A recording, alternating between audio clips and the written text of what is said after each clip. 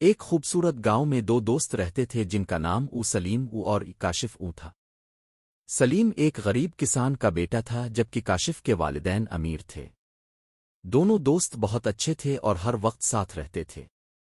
کاشف کو ہمیشہ نئے کپڑے، کھلونے اور کھانے کی چیزیں ملتی تھیں جبکہ سلیم کے پاس یہ سب نہیں ہوتا تھا۔ ایک دن کاشف نے سلیم کو اپنے نئے جوتے دکھائے اور کہا، دیکھو میرے پاس کتنے خوبصورت جوتے ہیں، کاش تمہارے پاس بھی ایسے جوتے ہوتے۔ سلیم نے مسکراتے ہوئے جواب دیا، یہ بہت خوبصورت ہیں کاشف، لیکن میرے جوتے پرانے ہونے کے باوجود میرے لیے خاص ہیں کیونکہ یہ میری محنت کا نتیجہ ہے۔ کاشف نے سلیم کا مذاق اڑاتے ہوئے کہا، تم ہمیشہ محنت کی باتیں کرتے ہو، لیکن اگر تم میری طرح امیر ہوتے تو تمہیں محنت کی ضرورت ہی نہ ہوتی۔ اسی دن شام کو دونوں دوست گاؤں کے پاس جنگل میں گھومنے گئے۔ اچانک کاشف کا پاؤں ایک گڑھے میں پھنس گیا اور اس کے نئے جوتے پھٹ گئے۔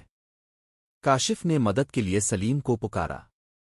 سلیم نے فوراً کاشف کی مدد کی اور اسے گڑھے سے باہر نکالا۔ کاشف کے جوتے مکمل طور پر خراب ہو چکے تھے اور اسے ننگے پاؤں چلنا پڑا۔ سلیم نے اپنے پرانے جوتے کاشف کو دیے اور خود ننگے پاؤں چلنے لگا۔ کاشف نے شرمندگی سے سلیم کی طرف دیکھا اور کہا، سلیم میں نے تمہاری قدر نہیں کی اور تمہارے جوتوں کا مذاق اڑایا، لیکن آج میں نے سیکھا کہ دوستی کا مطلب ایک دوسرے کا خیال رکھنا اور مدد کرنا ہے۔ سلیم نے مسکرا کر کہا، دوستی کا مطلب صرف ساتھ کھیلنا نہیں ہوتا بلکہ مشکل وقت میں ایک دوسرے کا ساتھ دینا بھی ہوتا ہے۔